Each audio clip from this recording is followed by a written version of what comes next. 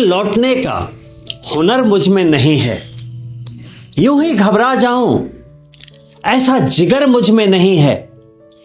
निकला हूं तलाश में तो उसको पाना ही है। बिन पाए लौट जाऊं ऐसा सब्र मुझ में नहीं है। जी हां दोस्तों, नमस्कार।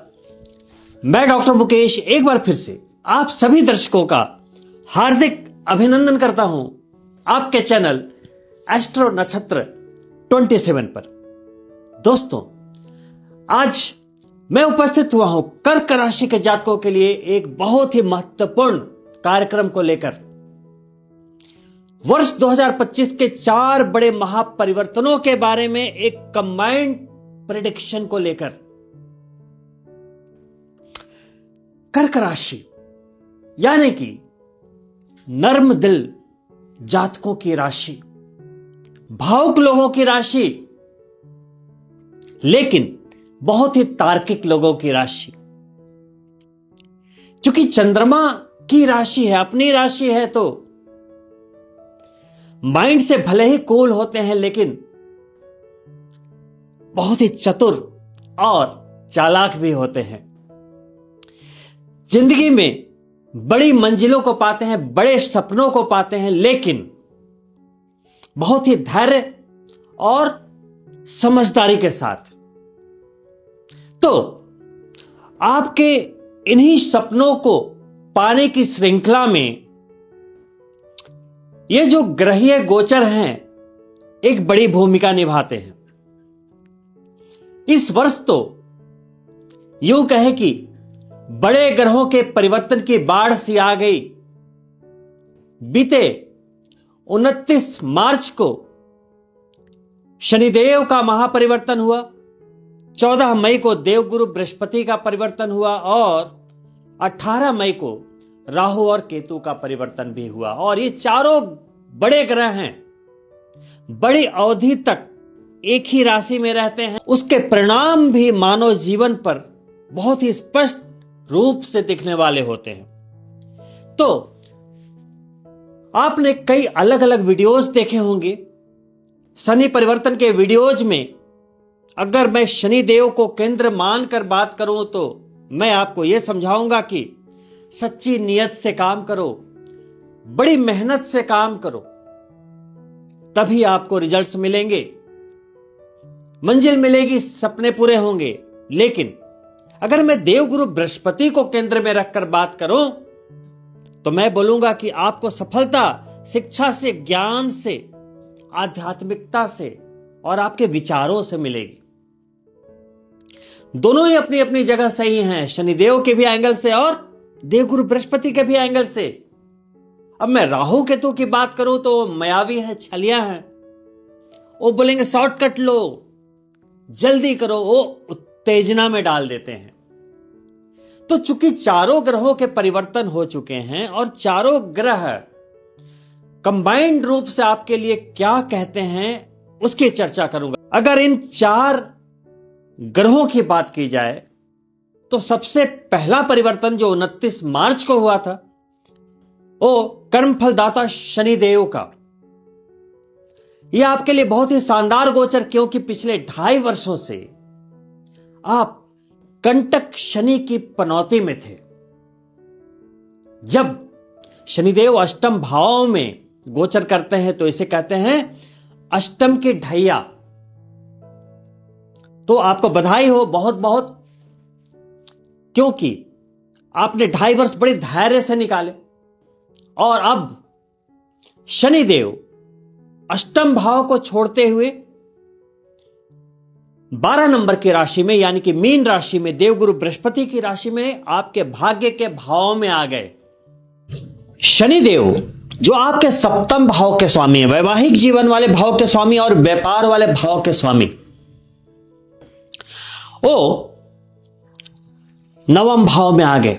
तो जितने भी लोग बिजनेसमैन हैं, कर्क राशि के जातक, पार्टनरशिप में काम करते हैं या उनके वैवाहिक जीवन की ही बात क्यों ना हो, वहां से 9th हाउस का संपर्क हो गया, यानी कि भाग्य बली क्योंकि शनिदेव वहां के खुद ही स्वामी हैं। तो बिजनेस के क्षेत्र में आप जितनी भी मेहनत करेंगे वहां आपका भाग्य भी साथ देगा, उन्नति होगी, जबरदस्त अप्रत्याशित लाभ के योगायोग हैं। क्यों? क्योंकि वहां से तीसरी दृष्टि आपके इनकम के भाव पर जा रही है, पदोन्नति के भाव पर जा रही है। शनिदेव नौकरी के भी कारक हैं। जितने भी लोग नौकरी पेशा लोग होंगे उनकी स्वयं की दृष्टि एकादश भाव पर, पदोन्नति के भाव पर, अचीवमेंट के भाव पर, प्राप्ति के भाव पर जा रही है। जहां से आपके सपने पूरे होते हैं तो शनिदेव अभी ऐसी पोजीशन में आ गए हैं कि जो भी आपकी मनोकामना होगी उसे वो पूर्ण करेंगे।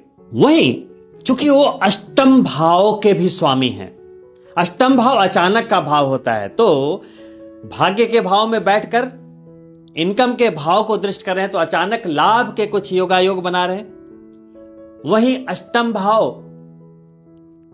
आपके आयुष्य का भाव होता है, तो आयुष्य का लाभ, स्वास्थ्य बढ़िया रहेगा, जो कि पिछले 2.5 वर्षों में थोड़ी उठापटक रही, वहां पे अचानक से बैलेंस बनेगा।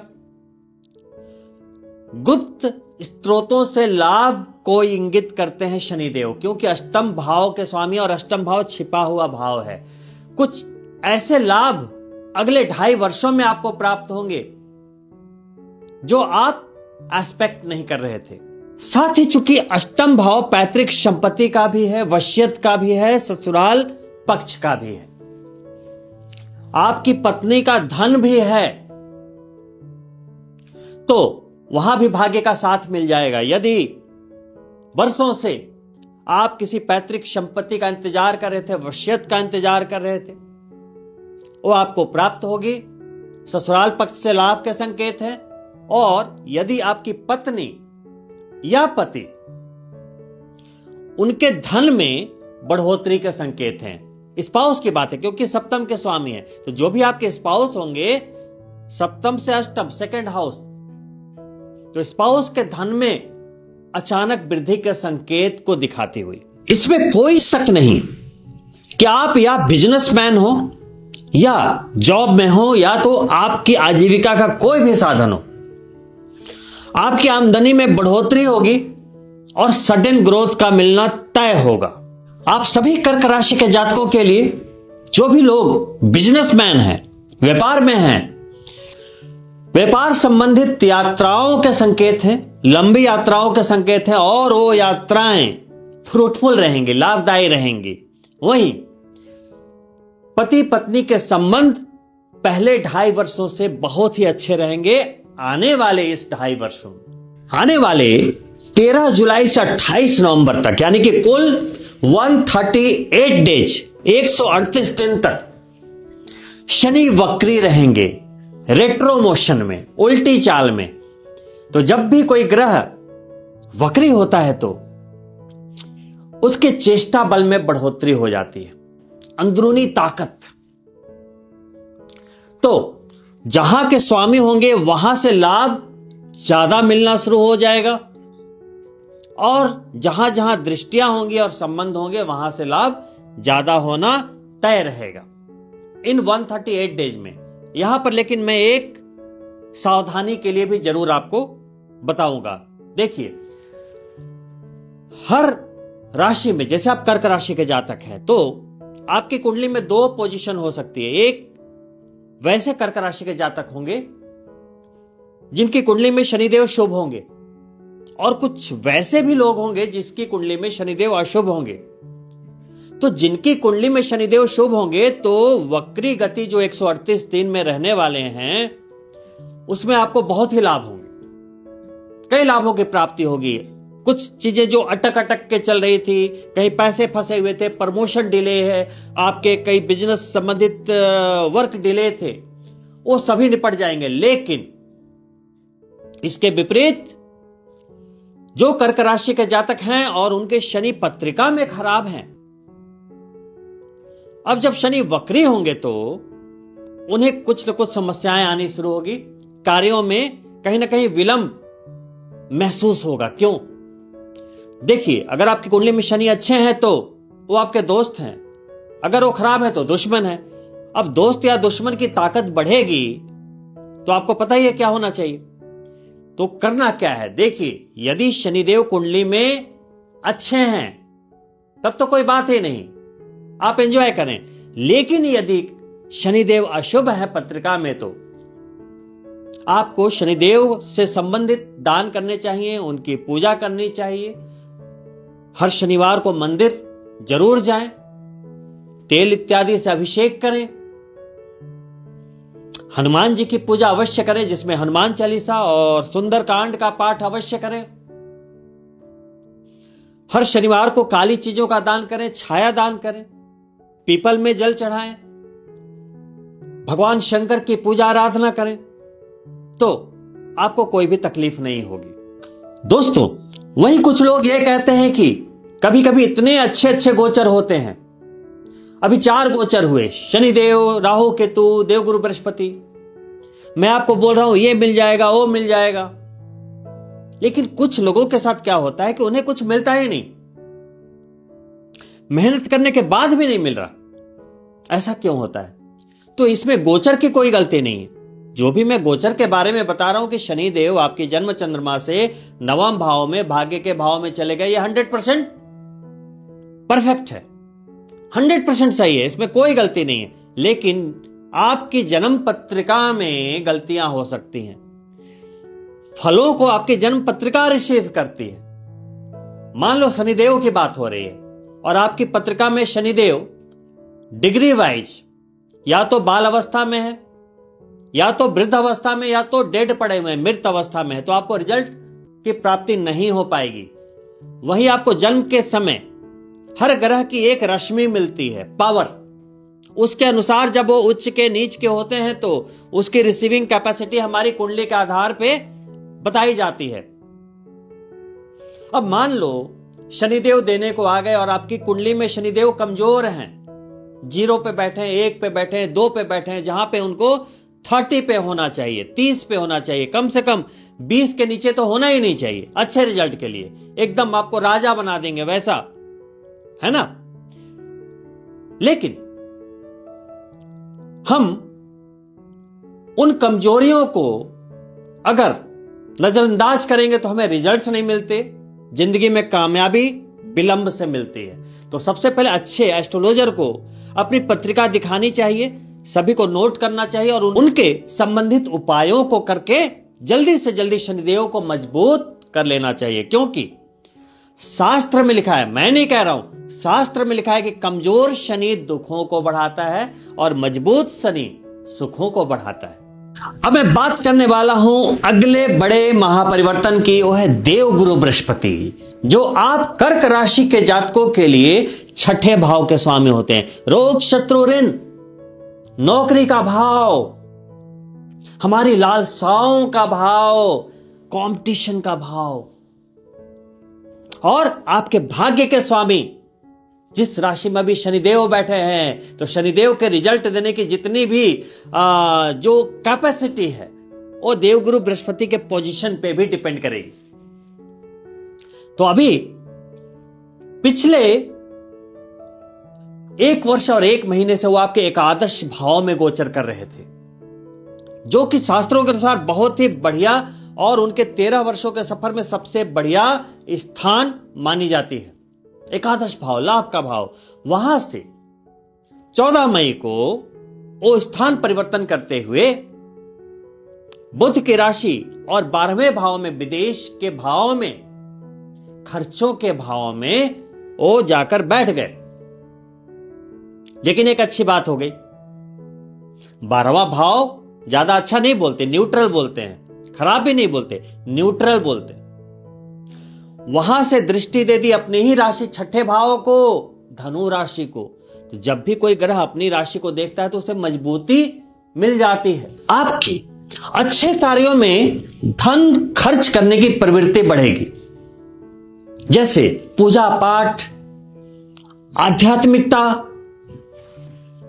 तीर्थ यात्राएं, लंबी दूरी की यात्राएं, इन चीजों को करने का आपके अंदर एक अपने आप मन में कहीं ना कहीं से एक विचार कौंधेगा और आप करेंगे भी। और धर्म के मामले में अभी आप जितना खर्च करेंगे अगले 13 महीनों तक, उतने ही ज्यादा लाभ की प्राप्ति होगी।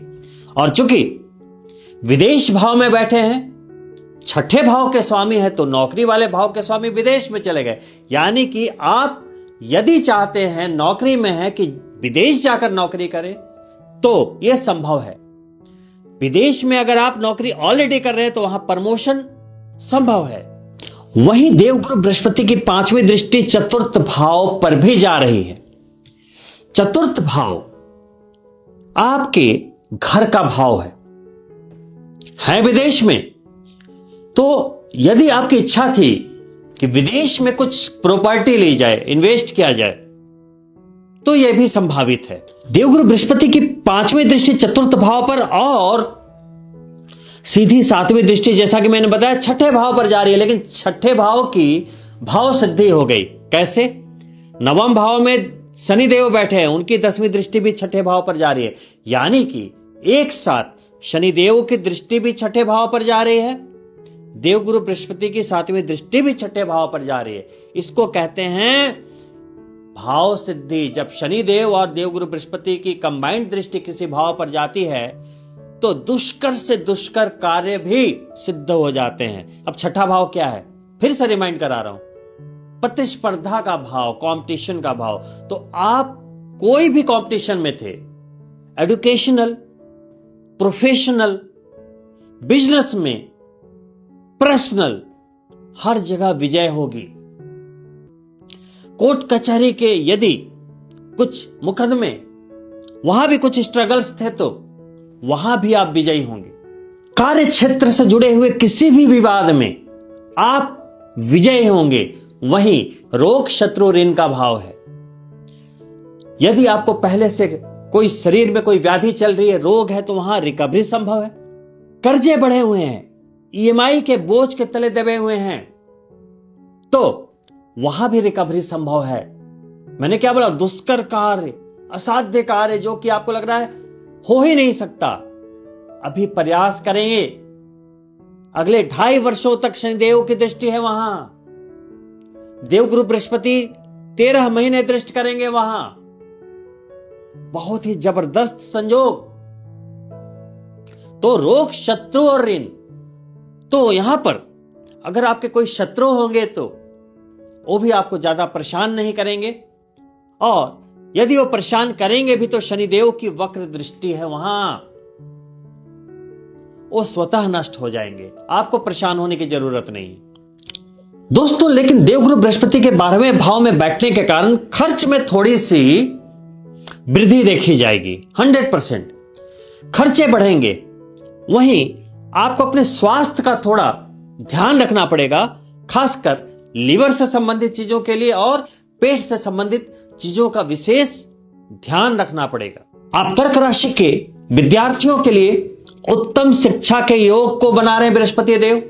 वहीं जो संतान प्राप्ति के इच्छुक हैं, उनके लिए संतान के योगों को निर्मित कर रहे हैं, क्योंकि देवगुरु बृहस्पति अपनी उच्च राशि कर्क की ओर बढ़ रहे हैं, आपकी ही राशि की ओर बढ़ रहे हैं। यदि मैं कुल मिलाकर देवगुरु बृहस्पति की बात करूं तो उत्तम शिक्षा, संतान के लिए उत्तम, पारिवारिक जीवन के लिए उत्तम, प्रेम के लिए उत्तम, नौकरी के लिए उत्तम, कुल मिलाकर हर तरह से यह गोचर आपके लिए अच्छा है। मैं इसलिए यह डिस्क्राइब कर रहा हूं कि आप यह ना समझें कि 12वें भाव में बैठे हैं, नुकसान के भाव में बैठे हैं तो नुकसान दे देंगे। नहीं, बस बॉटम लाइन इज कि अपने स्वास्थ्य का ध्यान रखना है। और स्वास्थ्य का ध्यान कैसे रखेंगे? उचित खान पान और गलत चीजों से दूरी, मांस, शराब, स्मोकिंग, इनसे दूरी बनानी है। दोस्तों, यह तो बात हो गई शनिदेव की और देवगुरु बृहस्पति की। अब अंत में मैं बात करना चाहूंगा मायावी और छलिया ग्रह, जो कि दिखते ही नहीं, ग्रह हैं ही नहीं। जैसे सूर्य दिखते हैं, चंद्रमा दिखते हैं, वो दिखते नहीं, लेकिन सारे ग्रहों पर भारी हैं। सूर्य और चंद्रमा पर भी भारी हैं, ग्रहण लगा देते हैं। जी हां, मैं बात कर रहा हूं राहु और केतु की। राहु एक मैग्नेटिक फील्ड है और अपनी बहुत ही प्रिय राशि कुंभ में गया, जहां शनिदेव पिछले 2.5 वर्षों से थे अष्टम भाव में। अष्टम भाव खुद ही छिपा हुआ भाव है। अच्छी घटनाएं हो, बुरी घटनाएं हो, वहीं से होती है। और वहां राहु का जाना कुछ लाभ तो कुछ सावधानियों को इंगित करता है। अगर लाभ की बात करें तो नौकरी में तरक्की, जैसे शनिदेव थोड़ी स्लो रिजल्ट देते हैं, अब ये शनिदेव की राशि में आ गए तो ये आपके रिजल्ट को फास्ट कर देंगे। राहु कहता है शॉर्टकट लो, है ना। तो नौकरी में तरक्की, लंबी यात्राओं के योग, साथ ही स्थान परिवर्तन के योगों को भी बना रहा है। राहु आपके धन के भाव को भी देख रहा है, क्योंकि इसके सामने केतु रहते हैं, दोनों सब तक रहते हैं। Social media, film industry, celebrities, राजनेताओं के लिए यह गोचर शानदार। अचानक हो सकता है कोई ब्रेक मिल जाए, सोशल मीडिया पर काम करें, अचानक वो ब्लास्ट हो जाए, आपके फॉलोअर्स बढ़ जाएं, कुछ भी हो सकता है। वहीं रिसर्च से जुड़े हुए लोगों के लिए भी राहु का अष्टम का गोचर बहुत अच्छा है। सावधानियां क्या है? फिर से सेहत का ध्यान, ड्राइविंग में सावधानी, क्योंकि वो भ्रम देता है, सनक देता है, उन्माद देता है, एग्रेशन देता है। तो गाड़ी चलाते समय गुस्सा ना करें, माइंड को संतुलित रखें। उसी तरीके से बिजनेस हो, नौकरी हो, कोई भी डिसीजन हो, वहां पे एग्रेशन ना दिखाएं, उत्तेजना में डिसीजन ना लें, एक्साइटमेंट में कोई भी काम नहीं करना, इंपल्सिव नहीं होना है, तो राहु आपका कुछ भी नहीं बिगाड़ पाएगा।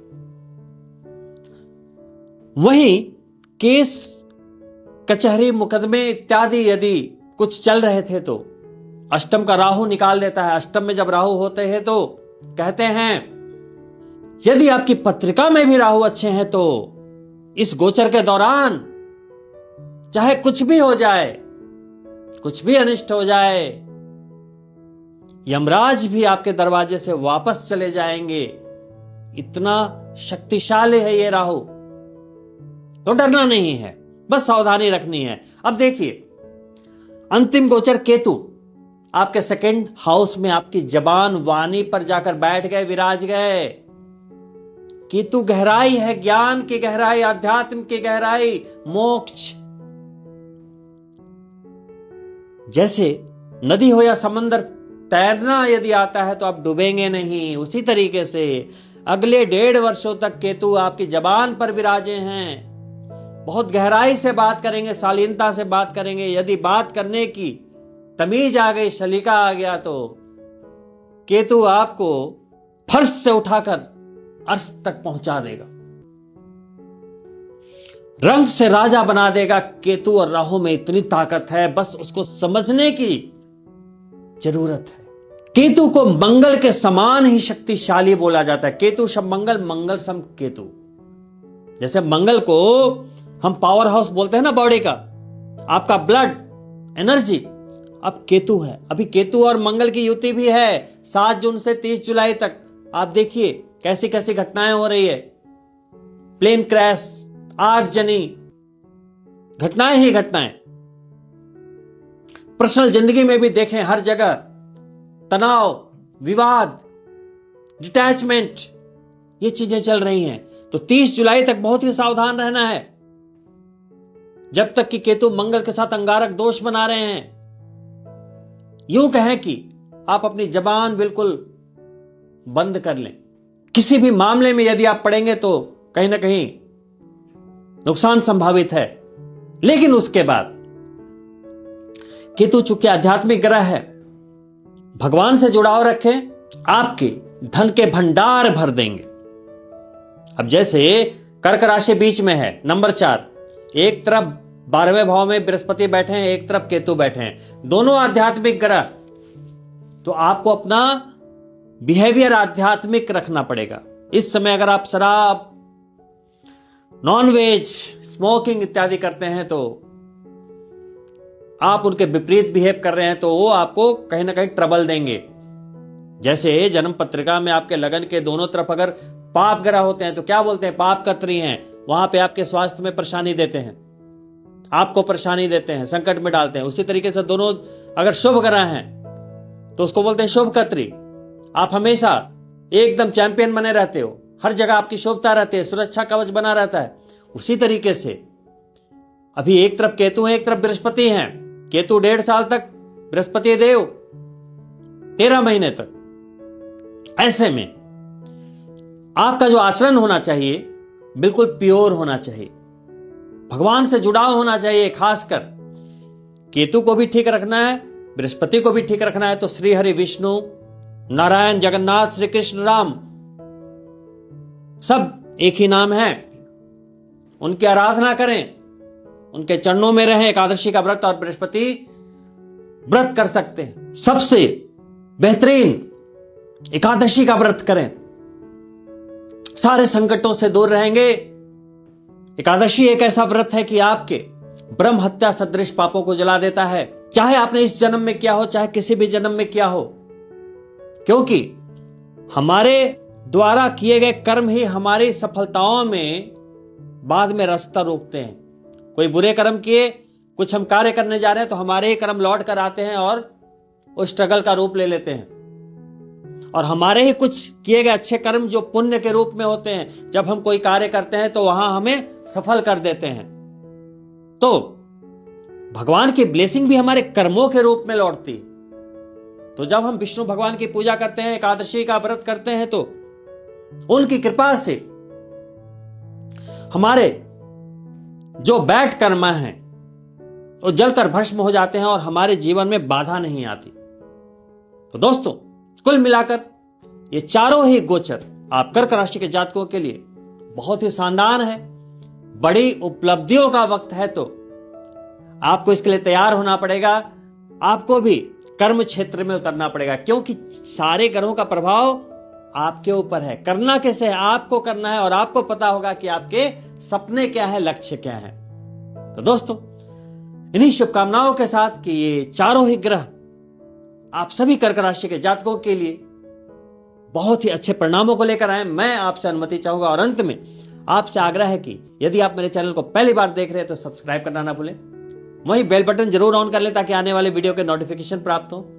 वहीं वीडियो पसंद आई हो तो लाइक करें और अपने मित्रों के लिए शेयर भी अवश्य करें। बड़ी मेहनत से वीडियोज बनाता हूं, तो आपका एक शेयर और एक लाइक भी हमें बहुत प्रोत्साहन देता है। और अंत में कमेंट बॉक्स में जय शनिदेव लिखते हुए जाए। बहुत ही जल्द मिलता हूं दूसरी वीडियो में, तब तक के लिए नमस्कार मित्रों।